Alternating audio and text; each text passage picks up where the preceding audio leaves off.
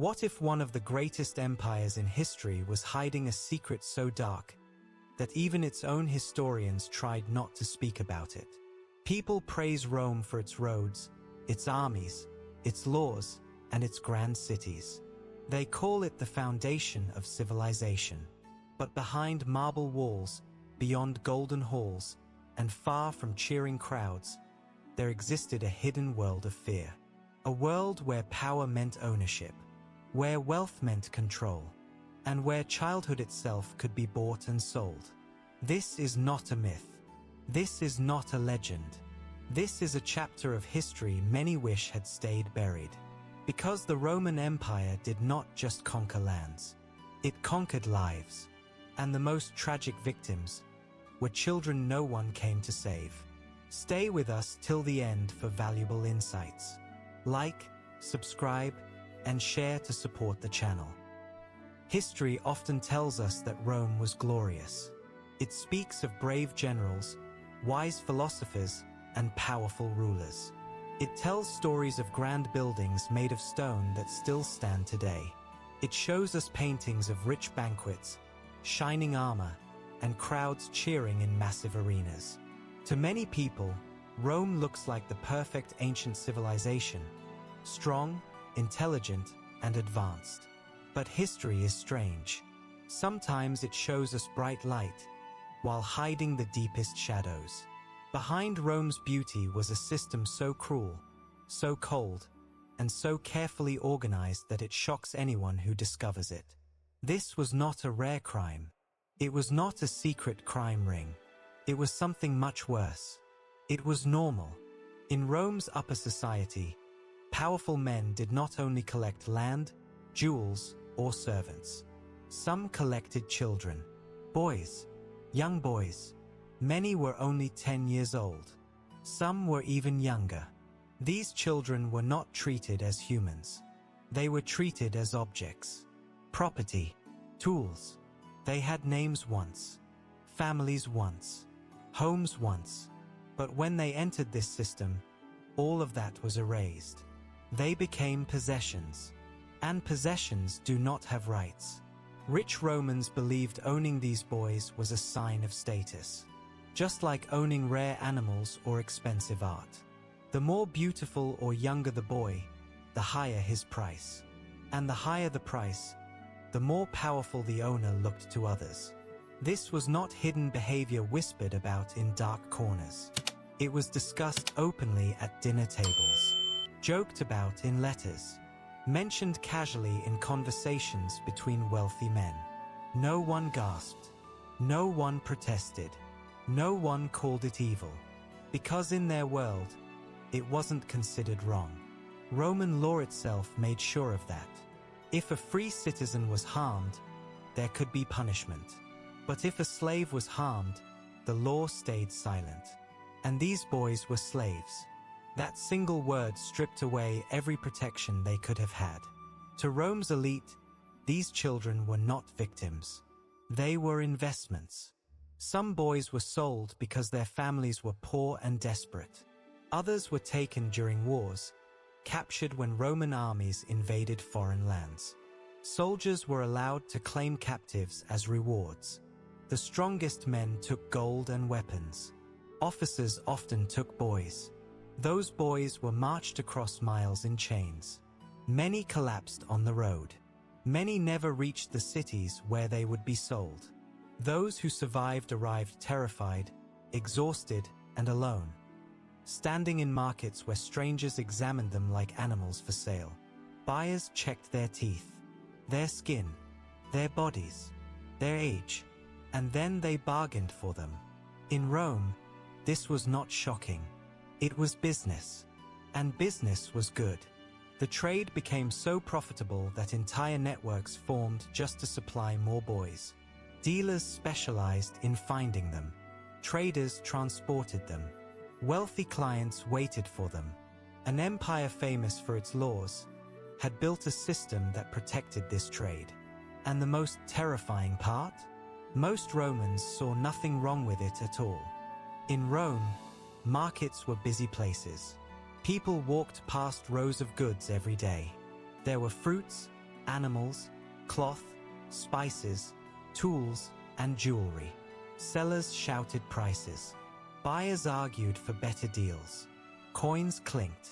Deals were made. To most visitors, it looked like a normal market. But there was one section many people avoided looking at too closely, because there, standing quietly in a row, were children. They were not standing there by choice. They were standing there because they were being sold. Some wore simple cloth tied around their bodies. Others wore nothing but a tag around their neck. That tag listed details: age, origin, skills, health, and sometimes even personality traits. Not descriptions like you would give a person. Descriptions like you would give an animal for sale. The buyers walked slowly past them. They inspected them. They judged them. They touched their arms, lifted their chins, checked their teeth, and examined their skin. Traders spoke proudly about the boys, pointing out features as if they were showing off expensive products. This one is strong. This one is obedient. This one is beautiful. Beauty mattered the most, because in Rome's elite society, beauty increased value. A boy with delicate features, clear skin, and soft voice could cost more than a trained worker or even a skilled craftsman. Some sold for prices equal to large houses. Others sold for sums that ordinary Romans would never earn in their entire lives. The younger they were, the more valuable they became. 12 years old was often considered perfect by wealthy buyers. Not because of talent, not because of intelligence, but because youth meant control. Youth meant obedience. Youth meant the child could be shaped into whatever the owner wanted. These boys were not being bought for work in fields or kitchens. They were being bought for something far darker. Traders knew this. Buyers knew this. Everyone knew. And still, no one stopped it. Some boys cried quietly while standing on display. Others stared blankly at the ground. A few tried to appear calm, hoping it would make them more appealing and maybe earn kinder treatment from whoever bought them. Even at that young age, many understood one terrifying truth. Their survival depended on pleasing strangers. Some had been captured during wars. Roman soldiers invading distant lands often took boys as prizes. Commanders sometimes kept the most attractive ones for themselves, while the rest were sold in cities like Rome, Alexandria, or Ephesus. The journey to these cities could take weeks or months. The boys were chained together, forced to walk long distances with little food or rest. Many collapsed along the road. Those who could not stand were left behind. Others came from poor families. Roman law allowed parents in debt to sell their children. Hunger can push people to do unthinkable things. Some parents believed selling a son might save the rest of the family. They told themselves the child might live a better life in a rich household. They rarely saw those children again. Dealers even formed kidnapping groups. They targeted villages where people were poor and protection was weak. Boys who disappeared were rarely found. In many cases, no one had the power to search for them. Once taken, the boys entered a system designed to erase their past completely. Their names were changed, their language sometimes forbidden, their identity slowly stripped away. They were taught one lesson above all: you belong to someone else now. And in Rome, that lesson was backed by law. Because once sold, a slave was property, and property could be used, traded, punished, or destroyed without consequence. Owners could do almost anything they wished. There were rules protecting free citizens from harm. But slaves were not citizens. They were things. The markets kept running. The traders kept selling. The rich kept buying. And the empire kept looking away. From the outside, the homes of Rome's elite looked peaceful. Tall walls, painted columns, marble floors, beautiful gardens, fountains that whispered as water flowed gently into stone pools. Visitors who entered these houses often felt amazed. Everything looked calm, rich, and perfect. But behind private doors, another reality existed. The boys who were bought in markets did not live like servants with duties and rest. They lived like possessions kept close. Most were given tiny rooms near their owner's bedroom. Not comfortable rooms. Not welcoming rooms. Just small spaces with a bed, sometimes a blanket, and almost nothing else. The location of these rooms was not accidental. They were placed close so the owner could call for them at any moment, day or night. Privacy did not exist for them. Silence did not protect them. Sleep did not belong to them. Even their time was not their own. Many houses had more than one boy. Some had several. Wealthy men often kept multiple at once, arranging them almost like a collection. The boys quickly learned something disturbing. They were expected to compete. Who was more pleasing? Who was more obedient? Who smiled better? Who followed orders faster? Those who seemed more agreeable sometimes received slightly better treatment. Maybe a little more food. Maybe softer clothing. Maybe fewer punishments. But this small kindness had a cruel purpose. It made the boys compete against each other instead of helping each other. Division kept them weak, and weakness made them easier to control. Owners demanded not just obedience, but performance. They expected the boys to act cheerful, grateful, even happy. If a boy showed fear, sadness, or resistance, he could be punished. Some were beaten. Some were starved. Some were scarred on purpose so they would remember their place. Over time, many boys stopped showing emotion at all. They spoke less. They looked down more. They moved carefully. They learned to hide their thoughts deep inside their minds. It was the only safe place left. Some developed strange survival habits. When something frightening happened, they would mentally drift away, as if their mind had stepped outside their own body. Roman writers even noticed this behavior, but instead of understanding the pain behind it, they sometimes described it as calmness or obedience. They did not see trauma. They saw usefulness. Education, when given, was not meant to help the boys grow. It was meant to make them more entertaining. Some were taught music, some poetry, some learned to sing or speak in charming ways. Not so they could have a future, but so they could please their owners better. Even medical care had a purpose. Doctors were sometimes called, but not to protect the boy's health for his sake. They treated injuries only if those injuries might reduce his value. The goal was maintenance, not kindness. The boys understood something slowly, painfully, day by day. They were not being raised. They were being prepared.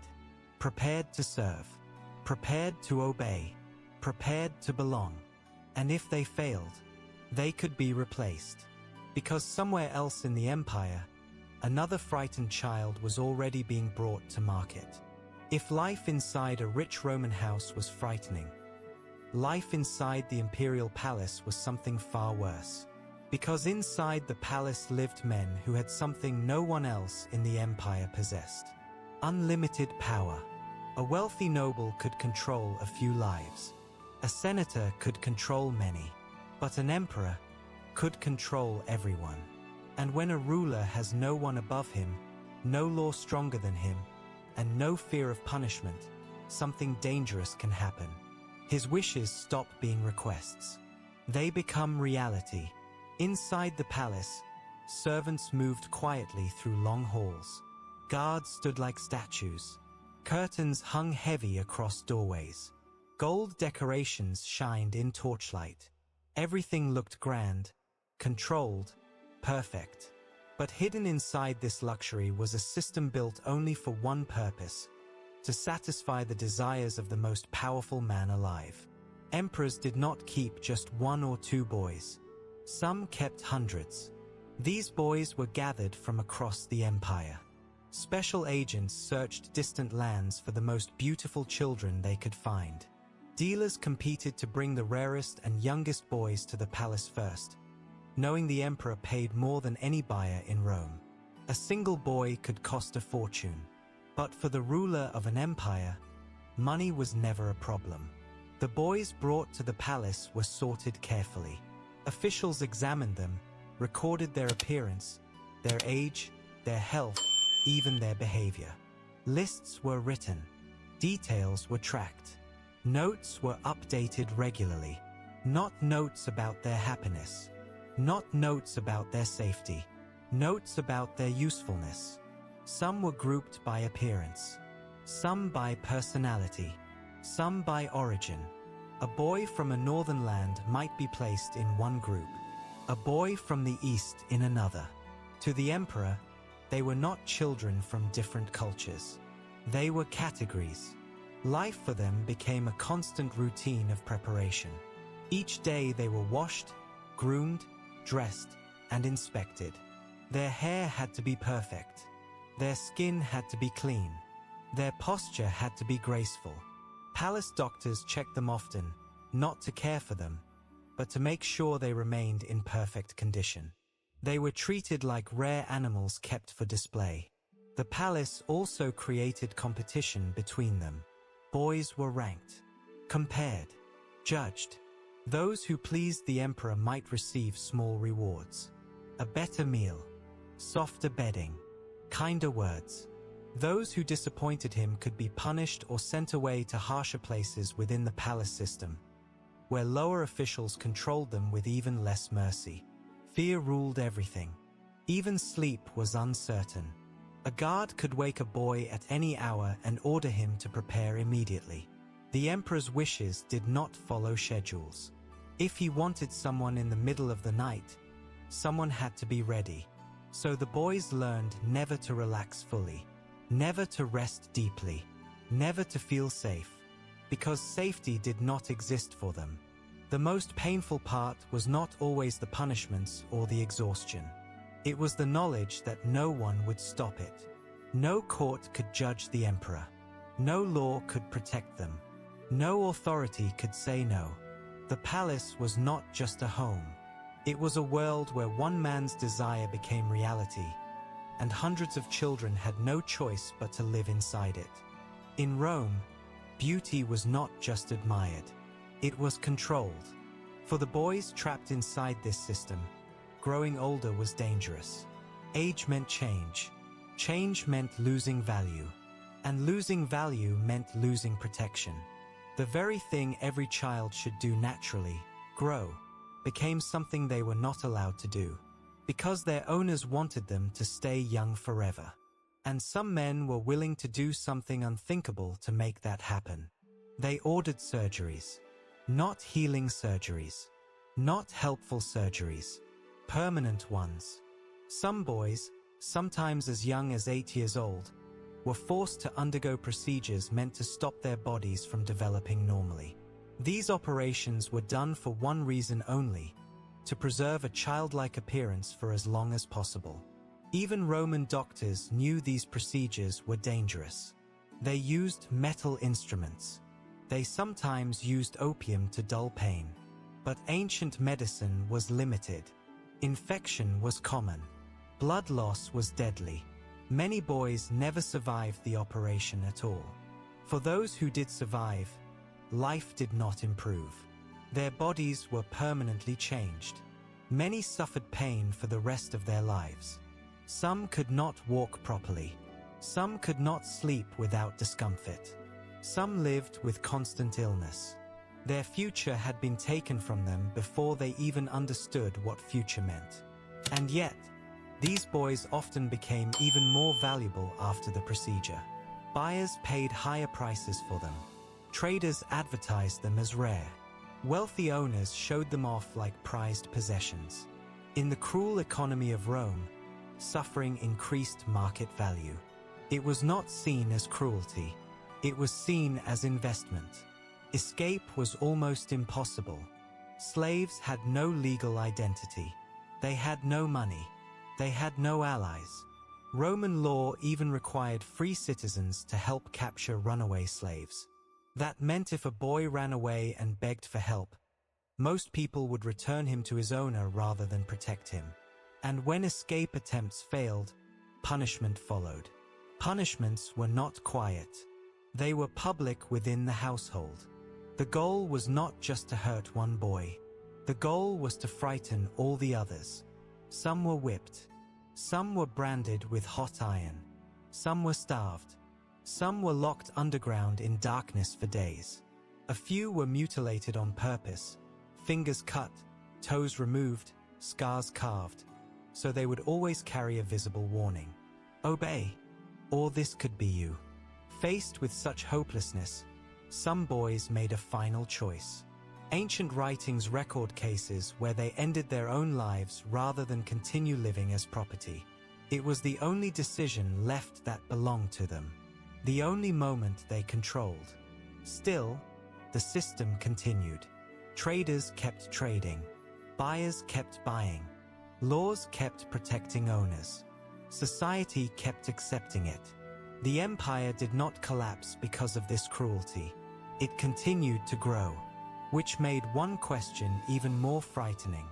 If an empire could become so powerful while something so terrible existed inside it, what finally stopped it? Empires rarely change quickly. Even when something is cruel, even when something is wrong, systems built on power and profit do not disappear overnight. They hold on, they resist, they adapt, and the Roman world was no different. For centuries, the buying and owning of boys continued almost unchanged. Wealthy families still saw it as normal. Traders still made money. Laws still protected owners more than victims. Most citizens still looked away. But slowly, something began to shift. Not suddenly, not loudly, not all at once. Quietly, new ideas began spreading through the empire. Ideas that sounded strange to many Romans at first. Ideas that challenged the very foundation of how their society worked. These ideas did not come from soldiers or politicians. They came from preachers. Early Christian teachers began traveling from city to city, speaking about a belief that shocked Roman thinking, that every human life had value. Not just citizens, not just nobles, not just the powerful, everyone. To Romans raised in a world where slaves were property, this idea sounded almost impossible. Their society had always been built on hierarchy. Some people mattered, others did not. That was how things worked. That was how things had always worked. But the new teaching insisted otherwise. It said a poor child mattered just as much as a rich ruler.